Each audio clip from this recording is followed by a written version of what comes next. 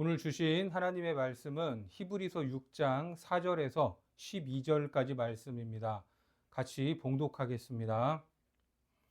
한번 빛을 받고 하늘의 은사를 맛보고 성령에 참여한 바 되고 하나님의 선한 말씀과 내세의 능력을 맛보고도 타락한 자들은 다시 새롭게 하여 회개하게 할 수 없나니 이는 그들이 하나님의 아들을 다시 십자가에 못 박아 드러내놓고 욕되게 함이라. 땅이 그 위에 자주 내리는 비를 흡수하여 밭 가는 자들이 쓰기에 합당한 채소를 내면 하나님께 복을 받고 만일 가시와 엉겅퀴를 내면 버림을 당하고 저주함에 가까워 그 마지막은 불사름이 되리라. 사랑하는 자들아, 우리가 이같이 말하나 너희에게는 이보다 더 좋은 것, 곧 구원에 속한 것이 있음을 확신하노라. 하나님은 불의하지 아니하사 너희 행위와 그의 이름을 위하여 나타낸 사랑으로 이미 성도를 섬긴 것과 이제도 섬기고 있는 것을 잊어버리지 아니하시느니라.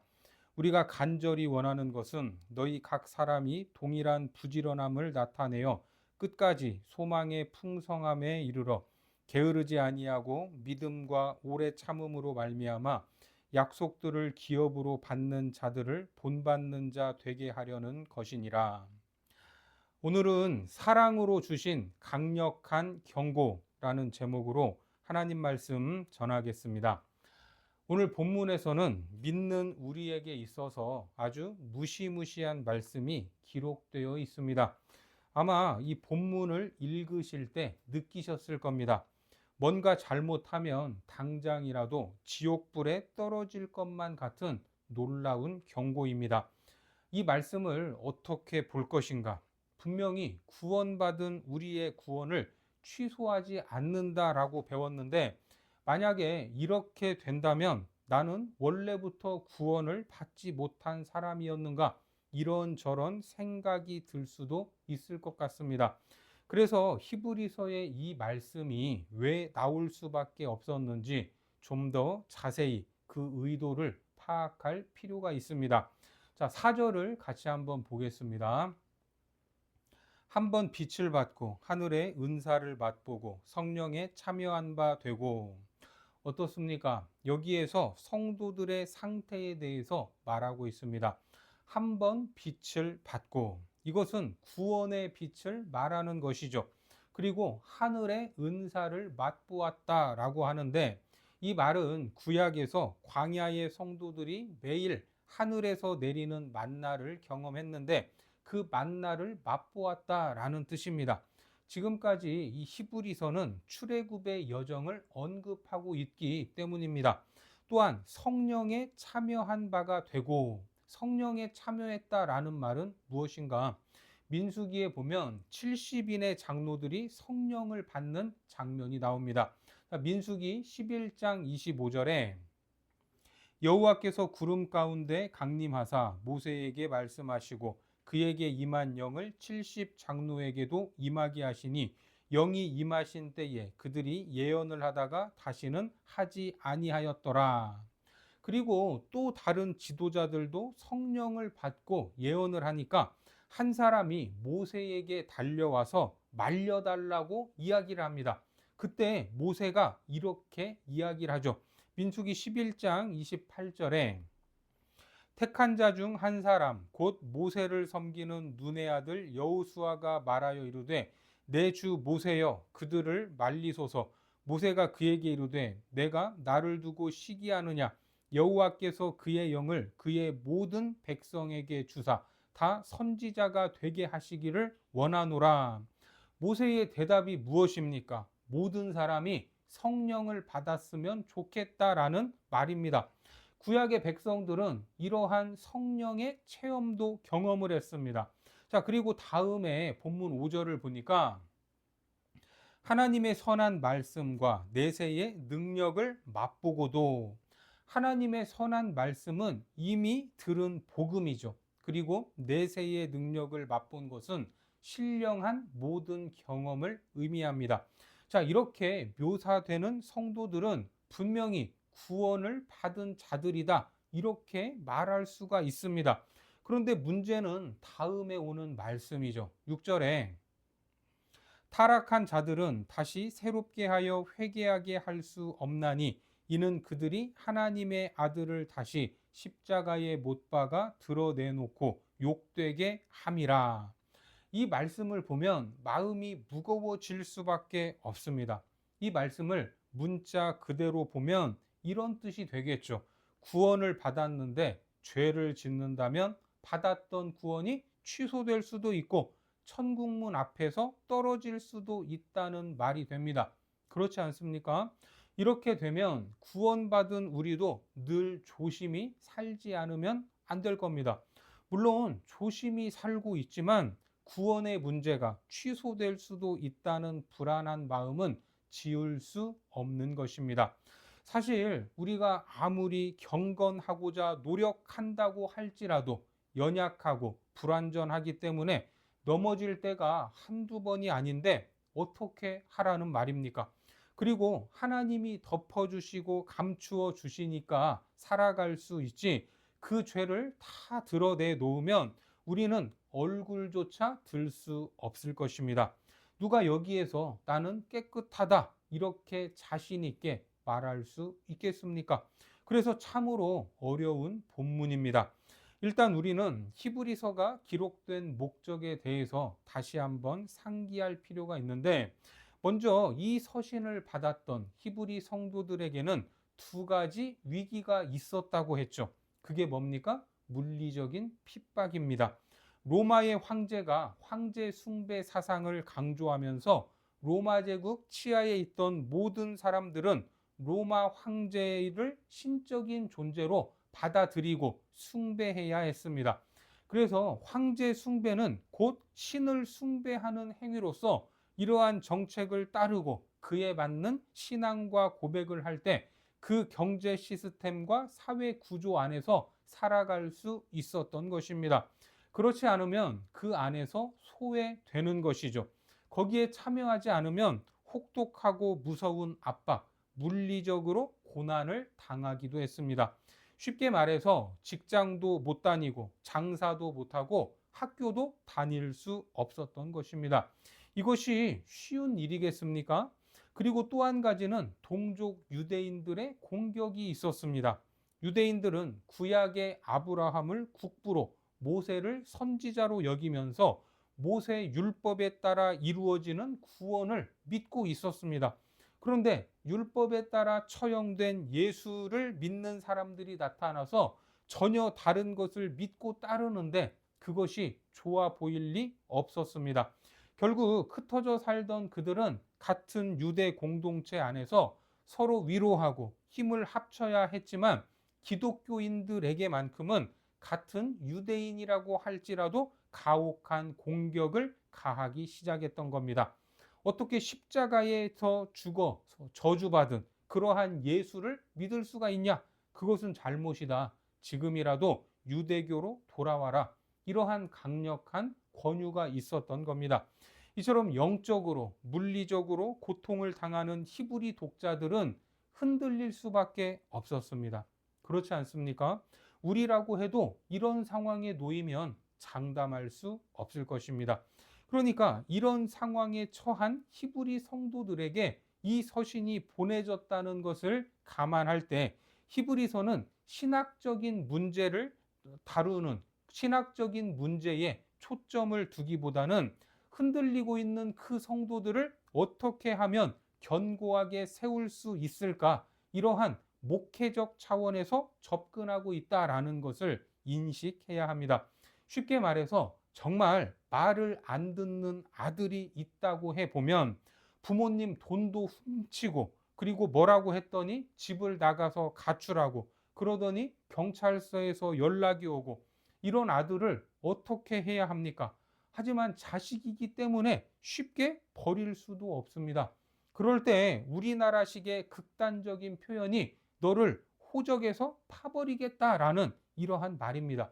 그렇게 말하고 호적에서 파버린 부모님들이 얼마나 있는지 없는지는 모르겠지만 그런 식의 극단적인 말을 할 때가 있습니다.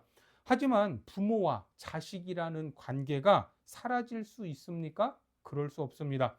마찬가지로 타락한 자들은 다시 새롭게 하여 회개할 수 없다라는 이 말은 하나의 수사법이다라는 것입니다.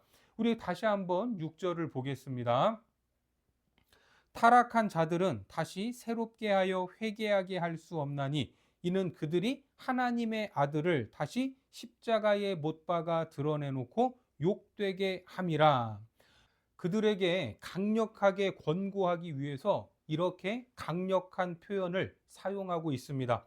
너희들이 지금까지 하나님께 받은 은혜가 있고 경험들이 있는데 그런 핍박 앞에서 배교하고 돌아선다면 너희들은 다시 돌아올 수 없다. 이렇게 말하는 것입니다. 하지만 부모가 자식을 낳았는데 내 피가 섞여 있는데 어떻게 천륜이 끊어지겠습니까? 이것은 물리적으로도 안 되는 문제입니다. 이것을 뒷받침하는 말이 이어서 나옵니다. 7절에 보니까 땅이 그 위에 자주 내리는 비를 흡수하여 밭 가는 자들이 쓰기에 합당한 채소를 내면 하나님께 복을 받고, 이 말씀은 오늘 본문을 이해하는데 중요한 근거가 됩니다. 먼저 밭에 관한 비유가 등장하고 있는데 사실 이런 비유는 구약의 선지자들도 많이 설명을 해왔고 예수님께서도 이와 같은 비유를 말씀하신 적이 있습니다. 씨 뿌리는 자의 비유 다들 알고 계시지 않습니까?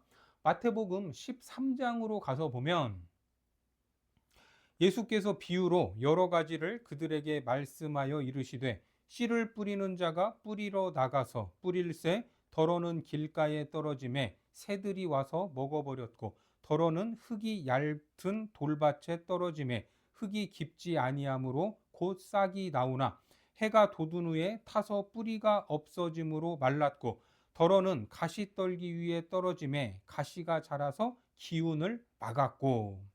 여러분 어떻습니까? 밭에 씨를 뿌리러 나갔다면 잘 뿌려야지. 왜 어떤 씨는 길가에 뿌리고 돌밭에 떨어지고 가시밭에 떨어질 수 있습니까? 그리고 또 어떤 씨는 옥토에 떨어졌다고 합니다. 우리는 옥토에 떨어진 것까지는 이해가 되는데 왜 씨를 길가에다 뿌리느냐 이 말입니다. 어떻게 씨를 돌밭에 뿌릴 수 있습니까? 씨가 걸어서 나갈 리도 없지 않습니까? 여기서 우리는 히브리인들의 농사법을 알아야 합니다. 히브리인들은 먼저 씨를 뿌릴 때 아무데나 막 뿌립니다. 그래서 씨가 길가에도 떨어지고 돌밭에도 떨어지는 겁니다. 그리고 나서 밭을 갈아엎기 시작하는 겁니다. 그러면 어떻게 됩니까? 갈아엎어진 곳에 떨어졌던 씨는 이제 부드러운 땅이 된 곳, 쉽게 말해서 옥토가 된 그 땅에서 싹을 틔우고 뿌리를 내리게 되는 겁니다. 결국에는 열매를 맺는 것이죠. 그렇죠? 그런데 이 씨를 뿌리는 자는 누구죠? 농부입니다. 비유에서는 하나님 아버지이십니다. 그러면 씨는 무엇인가? 씨는 예수 그리스도를 의미하는 것입니다. 요한복음 12장 23절과 24절에 보니까 예수께서 대답하여 이르시되 인자가 영광을 얻을 때가 왔도다. 내가 진실로 진실로 너희에게 이르노니 한 알의 밀이 땅에 떨어져 죽지 아니하면 한 알 그대로 있고 죽으면 많은 열매를 맺느니라. 그러니까 씨가 뿌려진 땅은 처음부터 좋은 땅, 옥토가 아니었던 겁니다. 똑같은 씨를 싹 틔울 수 없는 땅이었지만 이것이 갈아엎어짐으로써 옥토로 변한 것이죠. 그러니까 씨가 뿌려지고 옥토에서 뿌리를 내려 30배, 60배, 100배의 열매를 맺을 때까지 모든 과정을 누가 하시는 겁니까? 그렇습니다. 아버지 하나님께서 홀로 하시는 역사입니다. 바로 우리가 받은 구원이 그렇다라는 말이죠. 그렇게 은혜를 받은 우리인데 정반대로 간다면 어떻게 된다는 겁니까? 8절에 보니까 만일 가시와 엉겅퀴를 내면 버림을 당하고 저주함에 가까워 그 마지막은 불사름이 되리라. 만일 열매가 아닌 가시와 엉겅퀴를 낸다면 버림을 당할 수밖에 없고 저주를 받을 수밖에 없습니다. 하나님이 주시는 은혜는 동등하지만 그에 대한 응답이 다를 수도 있습니다. 그러니까 하나님을 배신하는 행위는 은혜가 부족했던 것이 아니라 그 은혜에 대한 응답을 거부하는 것으로 마지막에는 불사름이 된다, 이렇게 말하는 겁니다. 성경에는 불이 갖는 기능이 두 가지가 있죠. 첫 번째는 정화하는 기능이 있고 두 번째는 심판하는 기능이 있습니다. 오늘 본문에서는 어느 기능입니까? 심판의 기능으로 언급하고 있습니다. 그러니까 여기서 핵심 메시지는 구원에 관한 문제로서 과연 우리가 받은 구원이 타락해서 취소될 수 있느냐 하는 것이죠. 우리가 받은 구원이 취소될 수 있습니까? 극단적으로 말하면 구원 받았는데 나쁜 짓만 하고 다니고 온갖 악행을 한다고 해도 우리의 구원은 취소될 수 없습니다. 이것을 믿으시기 바랍니다. 여기에서 타락하면 다시는 기회가 없다는 말은 너 그렇게 하면 호적에서 파버리겠다는 말입니다. 어떻게 보면 생명책에서 지우시겠다라는 말과 같지만 이것은 그 자녀를 사랑하시는 하나님, 그 자녀가 잘 되기를 바라고 올바로 성장하기를 원하시는 강렬한 사랑의 표현인 것입니다. 그래서 9절에 가면 어투가 달라지고 있죠. 9절을 보겠습니다.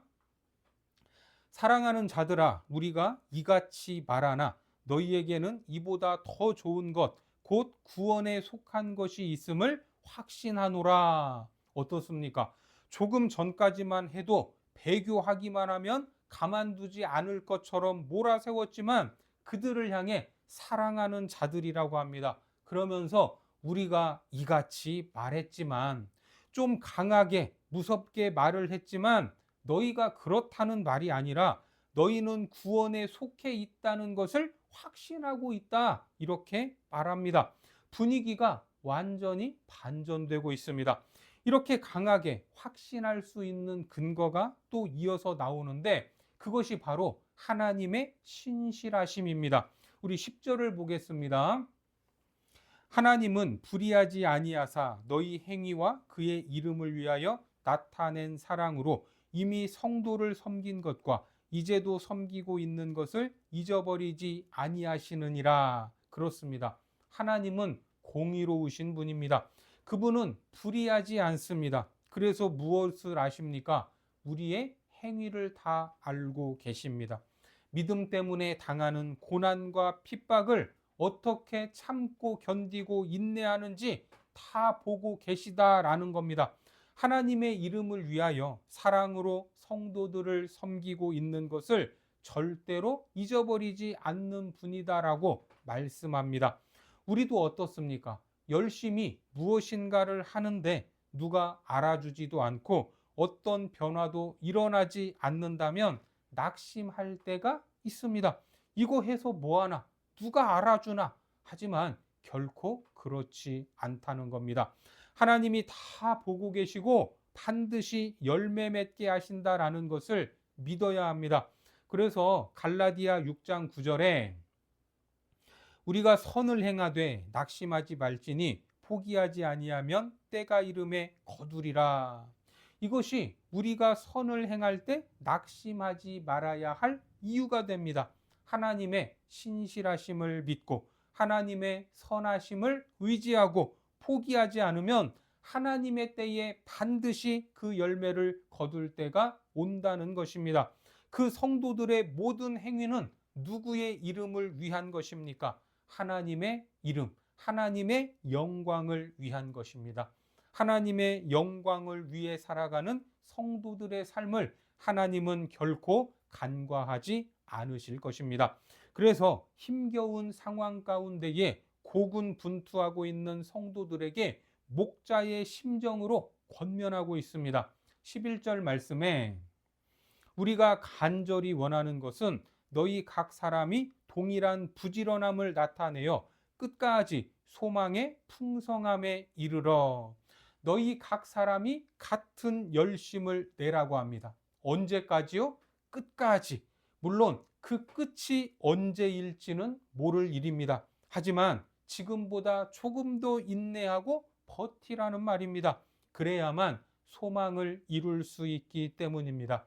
어려운 순간이지만 그럼에도 더한 끈질김과 지속성을 요구하고 있습니다.